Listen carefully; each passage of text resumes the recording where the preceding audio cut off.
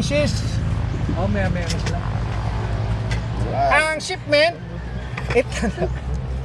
500 pag pick up. Ano ba yun? Siya na mag-explain mamaya. Ipapa-pick up natin, ang pick up is 500 ang pick up. Oh. Tapos ang natin, shipping fee is 900. 900. Isang box. Isang box is 2 heads na yun. 2 ways na yun. Okay. Oh, di Tapos ba? yung kung dadalhin nyo sa airport, 900 lang, wala nang pick up. Oh. Ano na, ano? 900. Kuhan mo ka number. Oh, number. Hindi, ano? I-ano natin. Number mo, boss John. 0942-337-6428. PPI Cargo. PPI Cargo. Dito Cargo. yung perfect up sa Negros. Oh, dito sa Negros lang. Negros dito. Ibang Out, let's say, kung pipick up sa labas, meron tayong tao eh. Meron tayong tao sa pick up talaga. Yung mga transporter. Oh, yan. Alis. Sir, Dito, may ano tayo, Pamicol. Meron dito. Tama. Kompleto, sir. Palawan, Bicol. Lipid. Yun ang medyo mahirap. Meron tayo Tayo Palawan, tama ko din. Mag-interview kayo doon sa Palawan. Sige. Palawan na. Sa may itong kakilala sa Palawan. Sa Siargao meron na. Skills. Right. Nakapunta ka na Siargao. Sir Jerry? Oh.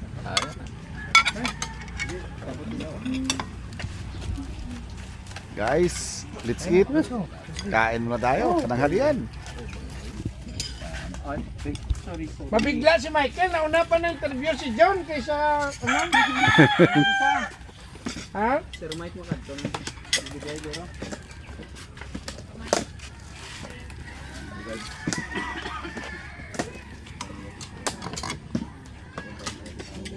Pansit. Surprise attack. Dayan. Pagbanding.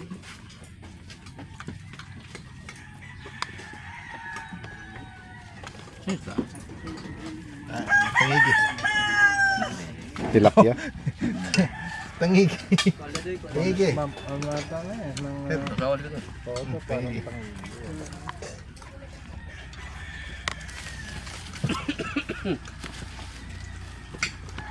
Ito ang favorite ni Sir Grady.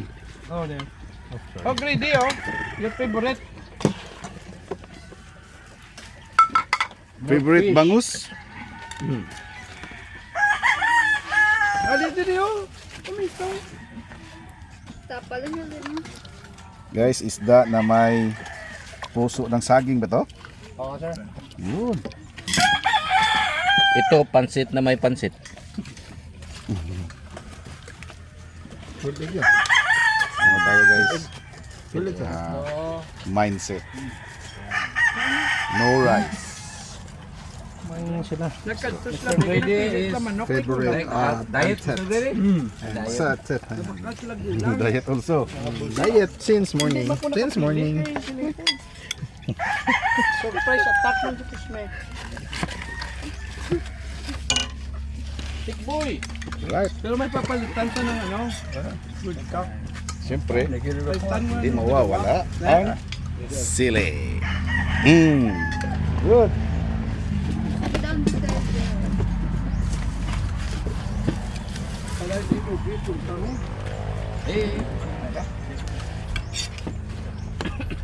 Okay. Kain guys. Ari? Ari? Kinukuha lang ito ulit. Guys, lubos-lubusin na natin tong pagkakataon. Nandito na tayo sa isang farm. Tanungin natin si Boss Jun. Boss Jun, Yes, sir. thank you po. Thank you po sa pananghalian. Oo, kanina guys, nabanggit ni Boss Jun na shipper siya dito sa Negros, based sa Negros. Tapos nabanggit din niya kanina kung magkano yung presyo. Pakiulitin na lang boss. Ang per box po natin going to Manila is 900 pesos. Including na ang aming cash assistance at saka lahat ng mga permit. So wala na kayong ibang babayaran kundi 900 pesos lang. So wherever sa sa Pilipinas.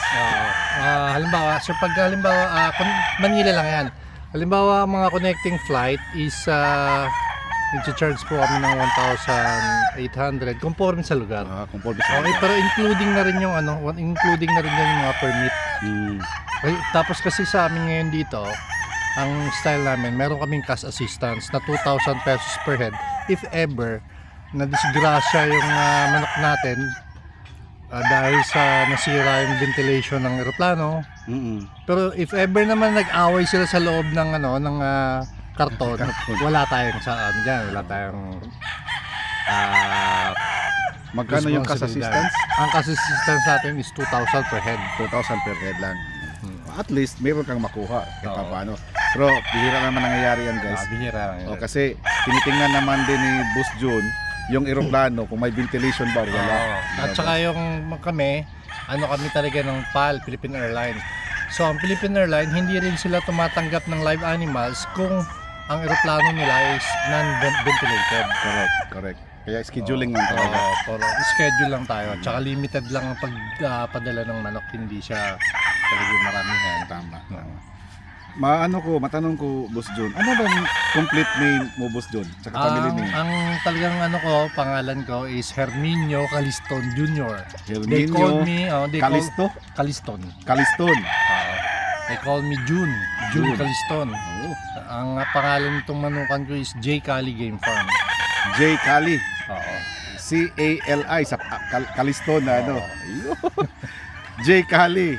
Pero ang Herminio is J. No, H.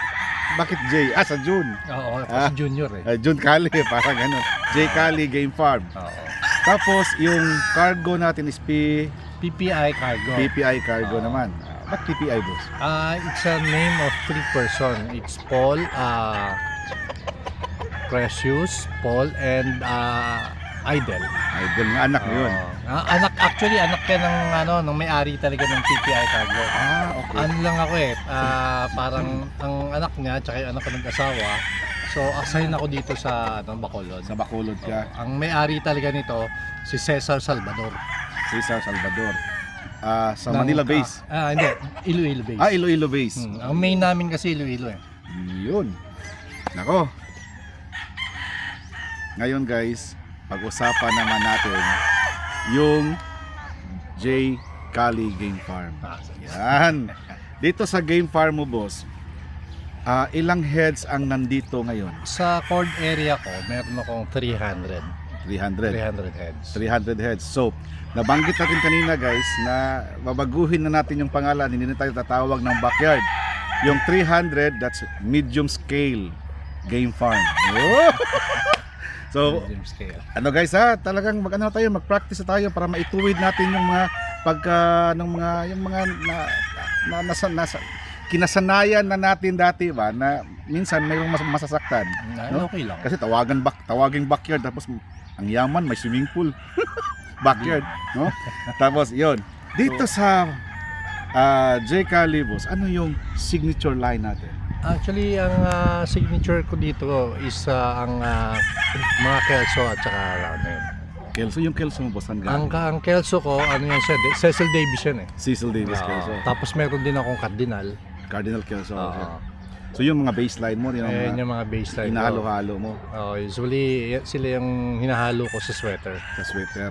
Yung sweater mo, Golden Boy ba? 5K? Hindi, Sweater talaga, 5K old line. ako, tsaka ang possum na sweater. Yun. Possum sweater. So yun, guys, dito sa farm mo, boss, itong area, anong area to, boss? Anong specific na address nito? Ang address nito talaga is Barangay Concepcion, Katamnan 3. Bali ng Sitio Katamnan 3. Barangay Concepcion, Sitio Katamnan 3. Talisay City. Negros Occidental. Yan. Kasi guys, natanong ko yan kasi sa ngayon wala pang karatula doon. Wala pa. Baka bukas pagawaan na ni boss. Kasi baka may palabas na natin to sa Lunes, baka may maghanap, boss. By the way, boss, nag-sharing ka ba rito? Nagbebenta ka ba rin ng mga manok? Nagbebenta rin ako pero mostly lang, hindi ganong karamihan. Yun. Kasi sa pagkakaalam ko guys, maganda na ngayon ang caking industry dito sa atin sa Pilipinas. So instead of selling, ginagamit na lang nila kasi may mga piruin na Oo, ano? sir. Isang reason yan kung bakit kung minsan mas better na lang Gamitin kaysa na lang, no? ibenta mo ng Mura. mura. Kadalasan pa naman itong mga kababayan natin, benta, gusto pang magtawad ng malalim na presyo na, no? So, gagamitin na lang. Baka maano pa. Oo, kasi ang mahal ng mahal ng feeds. Tama. Tapos kung babaratin lang tayo, Correct. So yun, isang ano yun guys ha. Actually, this is the first time pa na bisita natin itong J. Cali Game Farm. Pero second time ko lang na-meet si Boss. Yes, Doon kay doon kay Boss Sir Jerry. Jerry. Ayun. Baka sa mga coming days na babalik kami dito, kaya kadalasan dito kami dumadaan eh. Oo. Dito kami dumadaan. Talagang daanan to papunta kay Sir Jerry. Dito kami dumadaan, lalo na pag galing kami Escalante. Dito talaga daan. Nako. Yun guys, boss, pwede ko bang matingnan yung mga manok mo tapos Sir, balikan lang kita mamaya? Oo, pwede Ha? sir. So, bibidyohan ko muna yung mga manok mo Okay, kung sir. ano yung mga nandito. Oo. Okay lang, boss? Okay, sir. Sige, so, guys, ikot mo tayo para maipakita namin sa inyo kung ano yung mga materials na nandito. Okay? Itong mga white mo, boss, Ayan, mga white kelso na. white kelso. So white kelso, Ibo Enriquez yan, di ba? Ang white kelso namin galing kay Charlie Cruz. Ka Charlie Cruz. Ito, process to ng Sa sensor ng at saka file ni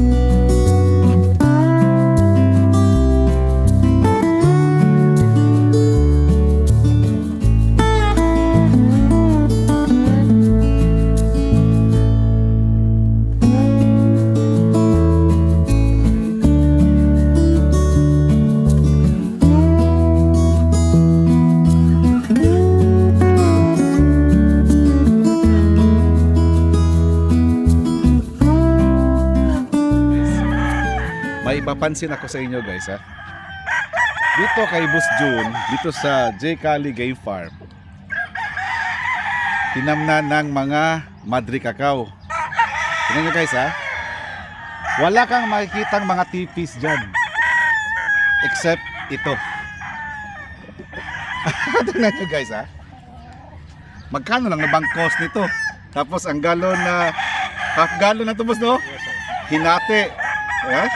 Lagyan ng cord, yung mga sira-sira na nga cord, yung ang ginamit. Gilansangan. Tapos nilagyan ng dapuan. Pwede na. Guys, this is very effective kasi sa pagkakaalam ko mga kakugi, yung rubber na tipis na ginagamit natin, kadalasan, yung mga buntot ng ating mga nasisira. Kasi ang tinatago ng mga manok guys, yung katawan lang, yung buntot naka-expose sa init ng araw. But pag ito ang ginamit natin, itong Madri Cacao, kung saan yung araw, kung saan yung hindi mainit, pumupunta sila. Lahat ng buong katawan na covered. Pag umuulan naman, dito lang sila sa ilalim. Di ba guys? Tapos pagdating ng hapon, dapos na dito. Hindi magastos na farm. Ano nga lang, kailangan lang sipag kasi magtatanim ka nito eh. Madali namang itanim to boss no? dali lang. Putol ka lang isang ano no? Isang sanga lang. ano mo, baon mo, Baon, pag baon mo, tutubo na lang siya ng tubo. isa. Gaano kalalim yung pagbaon, boss? At Mga least mga 6 nasa inches? ako, mas gusto ko yung sa mga 10 10 inches. para mas matibay pag nilagyan mo ng hapunan. Oh. Tingnan nyo guys kung gaano kaganda. Doon sa amin, mga kakogi, sa mga lahat na nagtatanong, yung fiber cement ko na tipi, that's 650 pesos. Ilang 650 pesos ang na-save mo dito? Sa 300 na manok, ang 650, multiply mo yan ng 300. Yes, 300. Magkano lang ba yan? Galon? Half galon na yan. Tapos, 20 pesos. 20 Use na pesos. kasi yan. Ha? Mga use. Tapo, mga used na nga. Hindi kailangan na, Yan yun. brand new. Kahit yung mga nagbebenta dyan sa sa junk shop, meron yan. Bilhin mo na. Tapos, maganda pa yung natin guys. Ngayon ko napansin ko, maganda pala ng ganito, no? Pero hindi kaya sa atin yan guys, itong ganito, dyan sa Cebu. Kasi mainit kasi ang klima natin dyan. Doon sa amin, mainit. Malamig kasi dito. Dito sa kanila guys, dito sa Negros area, talagang malamig. Ngayon, ang oras is almost 1 o'clock. Pero, pinapawisan ako guys, hindi sa mainit na kuwan lang, humid ba? Kasi parang, kaya na, umaambon. Yan. Kaya healthy ang mga manok dito sa Negros. Kaya maraming nagmamanok dito sa Negros. Especially itong mga areang Bacolod, Murcia, Talisay, Concepcion, ganyan. Saka pwestuhan, lalo na malamig dun. Grabing lamig, no? So, Doon. tama. So, ikot pa tayo guys. Tingnan natin.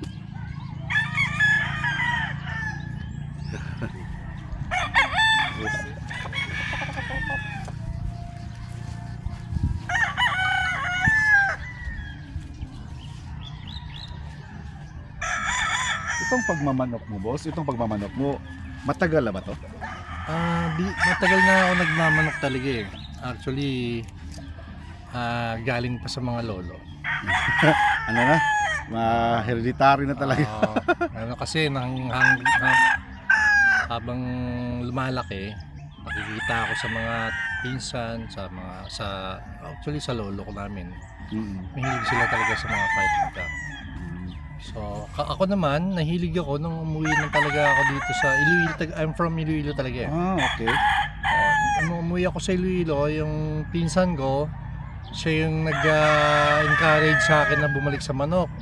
Kasi siya, nasa Amerika siya eh. Tapos ako nandito sa Iloilo, so nag-breeding kami. Nagparami kami yung kay Alfonso Delicana III, si Nonong Delicana. Delicana. Ang AD3 farm. Yun yung sa kanya eh. Ngayon, 83. ngayon yung mga pinsan ko naman na magkakapatid, sila naman yung kasi she passed away. Ako tumigil. Pero yung mga kapatid niya, nagsigi-sigi pa rin sila. So ang nangyari pala yung mga pinsan mo, nagfi-finance dito sa iyo muna nung mag-umpisa ka Hindi, nung nag-umpisa, encourage lang sa iyo. nung nag-umpisa ako dito, yung kaibigan ko na sa Amerika na si Yung kaibigan mo, Maning Balo, sabi niya sa akin, bakit hindi mo, total nandito ka sa Bacolod, maganda ang lugar dito, sabi niya, bakit hindi mo umpisan ulit?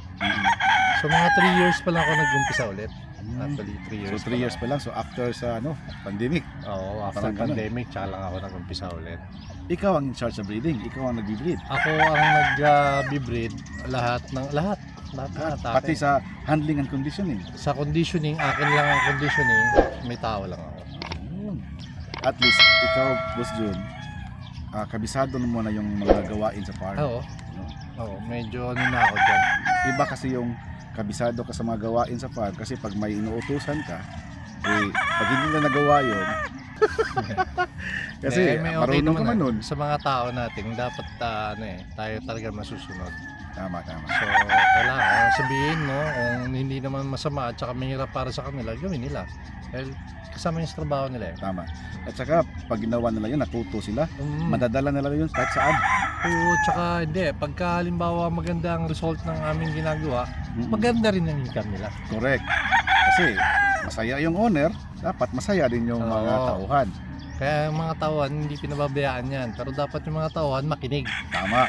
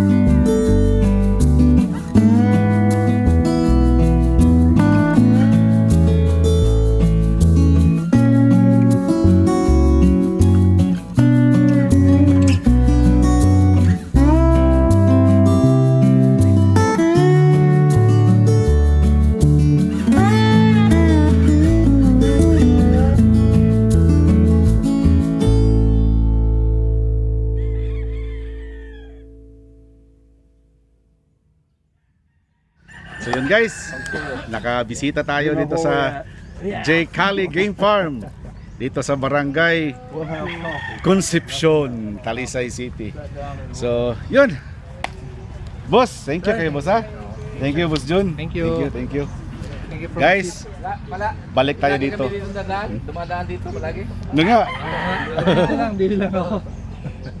So, may pupuntahan pa kami guys. Samahan nyo kami. Alright, let's go!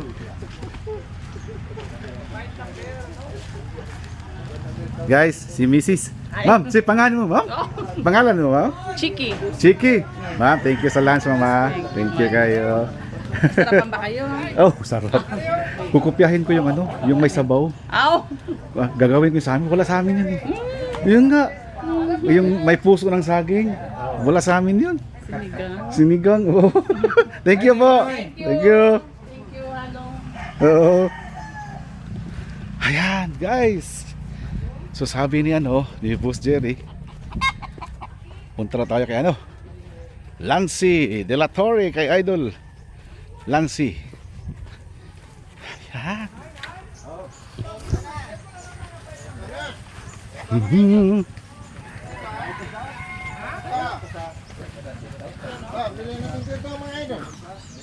Hello guys. Yan. Another day na naman, another blessing mga kakugi. Ito, tuloy-tuloy tayo sa ating gawain. Guys, ito. Andito tayo sa isang legend na breeder dito sa Negros at sa buong Pilipinas.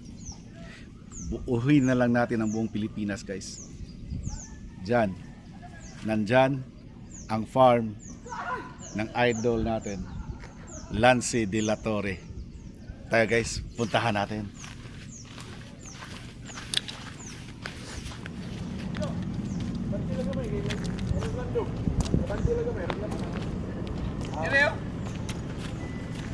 Magandang dali.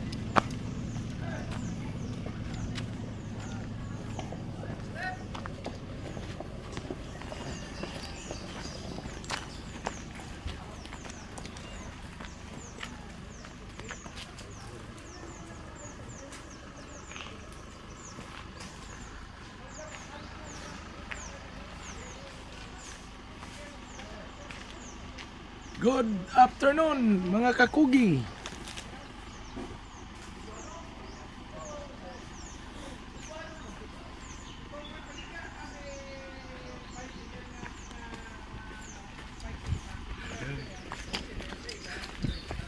Excited guys, excited.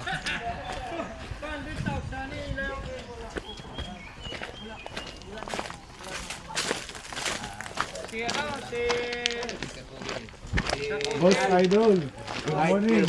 Ay, Alam ko yun, White Kelso kay kay Sunny Lagon at saka kay B-Boy. B-Boy Enriquez. Magagaling. next time, isuot ko dito yung Ang alin. Lancy Gray. Wow. Si Cosme, yan. Breeder niyan sa Cebu. Oh, gano'n? Oo. Parinti ko niyo. Parinti mo. Oh, sa ilong. Ugoy. Joke lang. Sabi niya, nag-prepare siya ng lunch, pero hindi, kopi lang. Kapi lang. Ha? Yan. Makapi ka mo, anay, banding o maditsog, banding. Sige na, ka-excited na. Kabalo ka, may 2 hits pa kami. Kasi kung di mabanding tanay, di naman pag-twitch. Hindi po ka. Basi makabay team na yun. Taban natin. Ito, isipa, kung pila. Picture ta. Sarap dito guys. Ito guys, subukan lang natin maka-insert ng pintuhan kay Boss Lancy mga kakugi ha. Kasi sa pagkalabog, busy sila ngayon. So, batin na tayo. Because Mark text me, I really don't know what's